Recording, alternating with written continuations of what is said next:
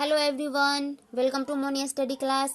Friends, आज NCERT science के class 6 का चैप्टर नंबर 2 लाई हूँ, भोजन के घटक।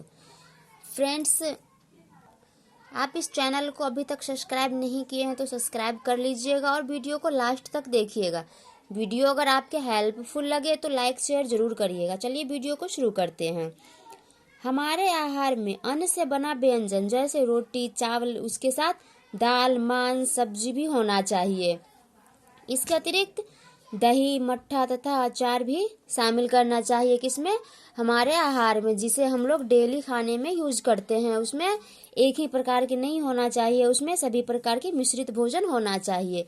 चलिए देखते हैं पॉइंट नंबर 1, विभिन्न प्रकार के खाद्य पदार्थों में क्या होता है। अब हमारे भोजन में विभिन्न प्रकार का पदार्थ तो होना चाहिए, बट उसमें क्या होता है उसे देखना है। प्रत्येक व्यंजन एक या एक से अधिक प्रकार की कच्ची सामग्री से बना होता है जो हमें पादपों या जंतुओं से प्राप्त होते हैं। तो फ्रेंड्स, जो हम खाना खाते हैं जिसे व्यंजन कहते हैं, यानी जिसे हम बहुत सारी कच्ची सामग्री से मिला के बनाते हैं, वो कहाँ से प्राप्त होते हैं? तो या पादपों से प्राप्त होते हैं या तो जंतुओं से प्राप्त होते हैं। इस कच्ची सामग्री में हमारे शरीर के लिए कुछ आवश्यक घटक होते हैं जिसे पोषक यानी न्यूट्रिएंट्स कहते हैं। यानी हम लोग जो कच्ची सामग्री खाते हैं, कच्ची सामग्री को जो बना के खाते हैं, उसमें कुछ घटक होते हैं। वो घटक कौन से होते हैं? पोषक पदार्थ होते हैं। तो चलिए देखते हैं कि वो पोषक यानी न्यूट्रिएंट्स है क्या, जो कच्ची सामग्री यानी हमारे भोजन में मौजूद होते हैं। तो उसमें क्या होते हैं? उसमें कार्बोहाइड्रेट होते हैं, प्रोटीन, वसा, विटामिन और खनिज लवण होते हैं। इसके अलावा कुछ और भी होते हैं, वो देखते हैं। इसके अतिरिक्त हमारे भोजन में रुक्षांश तथा जल भी शामिल है, जिनकी हमारे शरीर को आवश्यकता है। यानी हमारे भोजन में क्या क्या मिलता है? तो ऊपर देख लिया आप, कार्बोहाइड्रेट, प्रोटीन, वसा, विटामिन और खनिज लवण, ये सभी हमारे आहार में मौजूद होते हैं। इसके साथ साथ रुक्षांश तथा जल भी मौजूद होते हैं, जो कि हमारे शरीर के लिए क्या है? बहुत ही आवश्यक जनक हैं। आगे देखते हैं अब फ्रेंड्स, यहाँ पर सभी को अब डिटेल में देखेंगे कि ये कार्बोहाइड्रेट का स्रोत क्या है, इनका फायदा क्या है और नुकसान क्या है, वो सभी देखते हैं। इस चैप्टर में यही पढ़ना है, भोजन के घटक के बारे में ही। तो चलिए शुरू करते हैं पहले कार्बोहाइड्रेट से। तो कार्बोहाइड्रेट कई प्रकार के होते हैं। हमारे भोजन में पाए जाने वाले मुख्य कार्बोहाइड्रेट मंड तथा शर्करा के रूप में होते हैं। फ्रेंड्स, हमारे जो शरीर में पाए जाते हैं वो मंड तथा शर्करा पाए जाते हैं। हमारे भोजन में जो पाए जाते हैं वो मंड तथा शर्करा पाया जाता है। अब आगे देखते हैं मंड का परीक्षण। इसका परीक्षण कैसे करेंगे? तो खाद्य पदार्थ या कच्ची सामग्री की अल्प मात्रा लेंगे, इसमें तनु आयोडीन विलयन की 2 से 3 बूंदे डालेंगे और इसका इंतजार करेंगे रंग बदलने का। अगर इसका रंग नीला या काला हो गया हो तो इसमें मंड की उपस्थिति को वो दर्शाता है। यानी अगर पदार्थ का कलर चेंज हो जाता है, यानी रंग नीला या काला हो जाता है, तो उसमें मंड की उपस्थिति है, ये पता चल जाता है। और बैगनी रंग का हो जाता है तो वह प्रोटीन दर्शाता है। यानी उस कच्ची सामग्री पे तनु आयोडीन विलयन की 2 से 3 बूंद डालने पे अगर उसका रंग काला या नीला न होके अगर बैगनी रंग का हो जाता है तो क्या होता है? उसमें प्रोटीन होता है, उसमें प्रोटीन को दर्शाता है वो। अब देखते हैं आगे वसा का परीक्षण। वसा का परीक्षण कैसे करेंगे?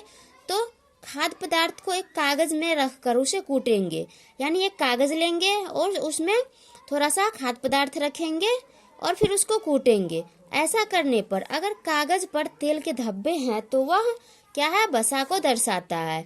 यानी जिस जगह पे पदार्थ रखा रहेगा वहां पे तेल का धब्बा जैसे निशान लग जाएगा और वो निशान प्रकाश को आर पार उस निशान से देख सकते हैं, पारदर्शी हो जाता है। तो वो क्या हुआ? उस पदार्थ में वसा है, ये दर्शाता है। आगे देखते हैं कार्बोहाइड्रेट, प्रोटीन तथा वसा के लिए हमने परीक्षण किया, उसी प्रकार विटामिन तथा खनिज लवण जैसे पोषक पदार्थ भी हमारे विभिन्न खाद्य पदार्थों में उपस्थित होते हैं। जैसे कि अभी आपने देखा है कि कार्बोहाइड्रेट का भी यानी मंड का परीक्षण किया, प्रोटीन का भी परीक्षण किया और वसा का भी परीक्षण किया, उसी प्रकार हमारे भोजन में विटामिन और खनिज लवण भी मौजूद होते हैं। अब देखते हैं पॉइंट नंबर 2। पॉइंट नंबर 2 में है विभिन्न पोषक हमारे शरीर के लिए क्या करते हैं। अब जो हम खाना खाते हैं, जो हमारे पोषक तत्व हमारे शरीर में जाते हैं, वो हमारे शरीर में करते क्या हैं वो देखना है। तो कार्बोहाइड्रेट मुख्य रूप से हमारे शरीर को ऊर्जा प्रदान करते हैं। तो कार्बोहाइड्रेट जो पोषक तत्व है वो क्या करते हैं, हमारे शरीर को ऊर्जा प्रदान करते हैं। और वसा से भी ऊर्जा मिलती है, यानी कार्बोहाइड्रेट और वसा दोनों से हमें क्या मिलता है, तो ऊर्जा मिलता है। कार्बोहाइड्रेट की तुलना में वसा की समान मात्रा से अधिक ऊर्जा प्राप्त होती है। वसा और कार्बोहाइड्रेट भोजन को ऊर्जा देने वाला भोजन भी कहा जाता है। फ्रेंड्स, वसा और कार्बोहाइड्रेट दोनों ही हमारे शरीर को ऊर्जा देते हैं, इसीलिए दोनों को क्या कहा जाता है, ऊर्जा देने वाला भोजन कहा जाता है। अब आगे देखते हैं कि कार्बोहाइड्रेट के स्रोत क्या हैं, वो प्राप्त कहाँ से होते हैं। तो गेहूं, चावल, बाजरा, शकरकंद, आलू, गन्ना, पपीता, तरबूज, आम, मक्का, इन सभी में कार्बोहाइड्रेट रहता है, यानी इन सभी को खाने से हमारे शरीर को क्या मिलता है, कार्बोहाइड्रेट मिलता है। आगे देखते हैं वसा के स्रोत। तो वसा के 2 स्रोत होते हैं, एक पादप से होते हैं और एक जंतु से। यानी कुछ पदार्थ ऐसे हैं जो पादप से वसा का स्रोत वसा मिलता है और कुछ जंतु से वसा मिलता है। तो चलिए देखते हैं। पहले देखते हैं पादप स्रोत। तो पादप स्रोत में हो गए मूंगफली, गिरी तेल, सोयाबीन तेल, सरसों तेल, नारियल का तेल और सूरजमुखी का तेल। इन सभी में क्या होते हैं, फैट होते हैं, यानी वसा होते हैं। अब देखते हैं जंतु से। मांस, मछली, अंडे, घी, दूध, मक्खन, इन सभी से भी क्या प्राप्त होते हैं, तो वसा प्राप्त होते हैं। अब आगे देखते हैं प्रोटीन के स्रोत। प्रोटीन के स्रोत भी 2 प्रकार के होते हैं, पादप स्रोत और जंतु स्रोत। यानी इन दोनों स्रोतों से क्या प्राप्त होते हैं, तो प्रोटीन प्राप्त होते हैं। पहले देखते हैं पादप स्रोत। तो पादप स्रोत क्या है, जो प्रोटीन मिलते हैं जिससे चना, मटर, मूंग, तुअर दाल, राजमा और सोयाबीन। तो इन सभी में से सोयाबीन सबसे प्रमुख है प्रोटीन के स्रोत में। और जंतु स्रोत देखते हैं, जंतु से मांस, मछली, पनीर, अंडे, दूध, इन सभी से भी प्रोटीन प्राप्त होते हैं। आगे देखते हैं। फ्रेंड्स, प्रोटीन की आवश्यकता हमारे शरीर की वृद्धि तथा स्वस्थ रखने में होती है। यानी जो हम लोग प्रोटीन को ग्रहण करते हैं, हमारे भोजन में जो प्रोटीन होते हैं उनका आवश्यकता क्या है, तो शरीर को वृद्धि करना और स्वस्थ रखना। प्रोटीन युक्त भोजन को प्रायः शरीर वर्धक भोजन भी कहते हैं। यानी जिस भोजन में प्रोटीन होता है, यानी प्रोटीन युक्त भोजन, जिस भोजन में प्रोटीन होता है उसे क्या कहते हैं, शरीर वर्धक भोजन कहते हैं। फ्रेंड्स, अब देखते हैं विटामिन के स्रोत। यानी विटामिन का स्रोत क्या है, तो विटामिन कई प्रकार के होते हैं। सबसे पहले तो देखते हैं कि विटामिन कितने प्रकार के होते हैं। तो vitamin A, vitamin B, vitamin C, vitamin D, vitamin E तथा विटामिन के, इन सभी के नाम से ये जाने जाते हैं। यानी विटामिन कितने तरह के होते हैं देख लिए आप। अब देखते हैं विटामिन ए का स्रोत क्या है। तो विटामिन ए का स्रोत है पपीता, गाजर, आम, दूध, मछली का तेल, ये सभी विटामिन ए का स्रोत है। और विटामिन बी का स्रोत क्या है, गेहूं, चावल और यकृत, ये विटामिन बी का स्रोत है। अब देखते हैं विटामिन सी का, संतरा, अमरूद, टमाटर, मिर्च, नींबू और आंवला, ये सभी क्या है, विटामिन सी का स्रोत है। अब देखते हैं विटामिन डी, मछली, अंडे, मक्खन, दूध, ये सभी क्या है, विटामिन डी के स्रोत है। इसके अलावा हमारा शरीर भी सूर्य के प्रकाश में विटामिन डी बनाता है। जब हम सूर्य के प्रकाश में निकलते हैं, यानी जब हम धूप में जाते हैं, तो क्या होता है, हमारा शरीर खुद धूप से विटामिन डी को अब्जॉर्ब कर लेता है। विटामिन के एक समूह को विटामिन बी कॉम्प्लेक्स कहते हैं। यानी इन विटामिन का जो एक समूह है, यानी जो बी विटामिन का समूह है, उसे बी कॉम्प्लेक्स कहा जाता है। अब आगे देखते हैं। अब देखते हैं कि इन विटामिन का हमारे शरीर में फायदा क्या है। तो विटामिन ए से क्या होता है, हमारी त्वचा तथा आंखों को स्वस्थ रखता है। जो भोजन में विटामिन ए पाया जाता है, उस भोजन को ग्रहण करने से हमारी त्वचा और आंखें को स्वस्थ मिलता है, यानी स्वस्थ रखता है विटामिन ए। विटामिन सी से क्या होता है, तो विटामिन सी बहुत से रोगों से लड़ने में हमारे शरीर की क्या करते हैं, मदद करते हैं। और विटामिन डी हमारी अस्थियों और दांतों के लिए कैल्शियम का उपयोग करने में हमारे शरीर की सहायता करते हैं। अगर कैल्शियम की कमी हो जाए हमारे शरीर में, तो क्या होगा, अस्थियां कमजोर हो जाएगी और दंत क्षय हो जाएगी, यानी दांतों की मसूड़ों में कमजोरी आ जाएगी, जिससे कि दांत सड़ने गलने लगते हैं। आगे देखते हैं खनिज लवण के स्रोत। अब खनिज लवण के स्रोत क्या है? हमारे शरीर को खनिज लवणों की आवश्यकता अल्प मात्रा में होती है। फ्रेंड्स, जितनी मात्रा में शरीर को कार्बोहाइड्रेट या विटामिन चाहिए होता है, उससे कम मात्रा में क्या मिलना चाहिए? खनिज लवण मिलना चाहिए। तो खनिज लवण के कितने बहुत सारे स्रोत हैं, उसमें से कुछ आयोडीन, फास्फोरस, आयरन और कैल्शियम, ये सभी भी खनिज लवण में आ जाते हैं। तो आयोडीन के स्रोत कहाँ से हैं? आयोडीन कहाँ से प्राप्त होते हैं? तो समुद्र से प्राप्त होते हैं, यानी समुद्री मछली से, केकड़े से, नमक, अदरक, पालक से प्राप्त होते हैं। और फास्फोरस कहाँ से प्राप्त होते हैं? दूध, केला, मिर्च और चावल से प्राप्त होते हैं। उसी प्रकार आयरन का सबसे बेस्ट स्रोत क्या है? पालक, सेब, आंवला और गुड़, इन सभी में आयरन प्राप्त होते हैं। आगे है कैल्शियम। कैल्शियम दूध और अंडा में प्रचुर मात्रा में पाया जाता है। अब आगे देखते हैं, आगे है रुक्षांश। ये रुक्षांश क्या है? देखना, आहारी रेशे को रुक्षांश कहते हैं।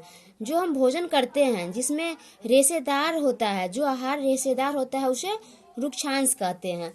हमारे खाने में रुक्षांश की पूर्ति मुख्यतः पादप उत्पादों से होती है, जैसे साबुत खाद्यान्न, दाल, आलू, ताजे फल और सब्जियां। ये सभी क्या है? ये सभी रेशेदार हैं, जिसे रुक्षांश कहते हैं। अब रुक्षांश का हमारे शरीर में काम क्या है? तो रुक्षांश बिना पचे भोजन बाहर निकालने में शरीर की सहायता करते हैं। ये बिना पचे भोजन हो या पचा हुआ भोजन हो, यानी शरीर से बाहर निकालने में क्या करता है? शरीर को मदद करता है। अब आगे पढ़ना है जल। तो देखते हैं जल क्या है, वाटर क्या है। तो जल भोजन में उपस्थित पोषकों को अवशोषित करने में हमारे शरीर की सहायता करते हैं। क्या करते हैं? हमारे शरीर की सहायता करते हैं। किसके लिए? तो जल भोजन में जो उपस्थित होते हैं उन पोषकों को अवशोषित करने में। अपशिष्ट पदार्थ, मूत्र तथा पसीने क्या है? ये अपशिष्ट पदार्थ है, जिसे शरीर से बाहर निकालने में शरीर की सहायता करते हैं। इसीलिए हमारे शरीर में जल की आवश्यकता प्रचुर मात्रा में होनी चाहिए। अब आगे देखते हैं पॉइंट नंबर 3, संतुलित आहार। अब जो देखना है यहाँ पर कि हम लोग जो भोजन करते हैं वो आहार, यानी वो भोजन संतुलित है या नहीं है। तो चलो देखते हैं। हमारे शरीर की वृद्धि और अच्छे स्वास्थ्य के लिए उचित मात्रा में आहार में पोषक तत्व होने चाहिए। इसके साथ पर्याप्त मात्रा में रुक्षांश तथा जल भी होना चाहिए। इस प्रकार के आहार को क्या कहते हैं? संतुलित आहार कहते हैं। यानी हम लोग जो भोजन करते हैं उसमें उचित मात्रा में, यानी जितना मात्रा में होना चाहिए पोषक तत्व, उतनी मात्रा में पोषक तत्व शरीर को फायदा करते हैं, उसमें होना ही चाहिए। और पोषक तत्व के साथ रुक्षांश तथा जल भी होना चाहिए। इसे संतुलित आहार कहते हैं। यानी उसमें अगर पोषक तत्व की कमी हो जाएगी तो क्या होगा? वो संतुलित आहार नहीं होगा। उसमें पोषक तत्व पर्याप्त मात्रा में होना चाहिए। किसमें? हमारे आहार में। अब आगे का पॉइंट नंबर 4 देखते हैं, अभावजन्य रोग। ये अभावजन्य रोग क्या है? वे रोग जो लंबी अवधि तक पोषकों के अभाव के कारण होते हैं, उन्हें अभावजन्य रोग कहते हैं। फ्रेंड्स, यहाँ पर अभी आप देखें संतुलित आहार में कि हमारे आहार में क्या होना चाहिए? उचित मात्रा में पोषक तत्व होना चाहिए। अगर ये पोषक तत्व उचित मात्रा में नहीं मिला, यानी लंबी अवधि तक अगर ये पोषक तत्व हमारे भोजन में कमी रहा पोषक तत्व की, तो ये पोषक तत्व की कमी होने की वजह से क्या होता है? अभाव होने की वजह से अभावजन्य रोग उत्पन्न हो जाते हैं। फ्रेंड्स, अब नीचे देखेंगे कि ये अभावजन्य रोग उत्पन्न होते हैं तो क्या लक्षण दिखाई देता है और कौन सा रोग उत्पन्न होता है। तो देखते हैं विटामिन और खनिज लवणों के अभाव के कारण होने वाले रोग।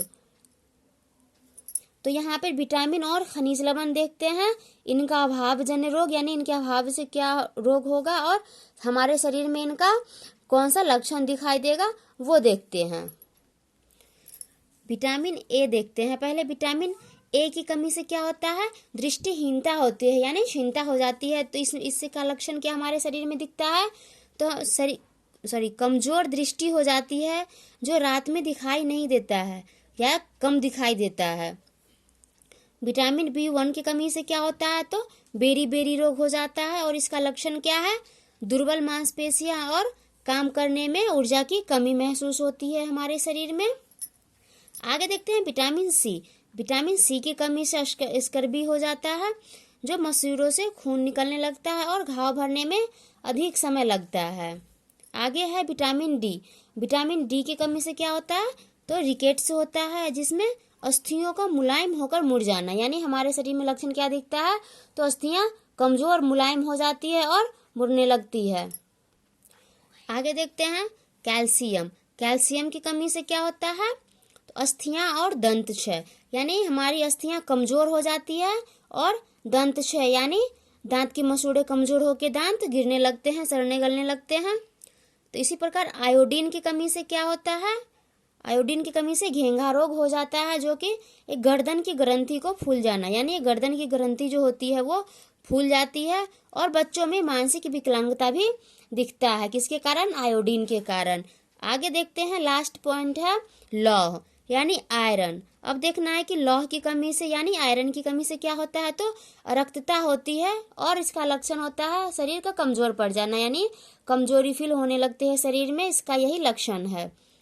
तो इसी के साथ आज का वीडियो यहीं पे समाप्त हुआ और लास्ट तक देखने के लिए थैंक यू। वीडियो अगर आपके पसंद आए, आपके हेल्पफुल लगे तो लाइक शेयर ज़रूर करिएगा और इस चैनल को सब्सक्राइब नहीं किए हैं तो सब्सक्राइब करके बेल आइकन ज़रूर दबाइएगा। Thank you.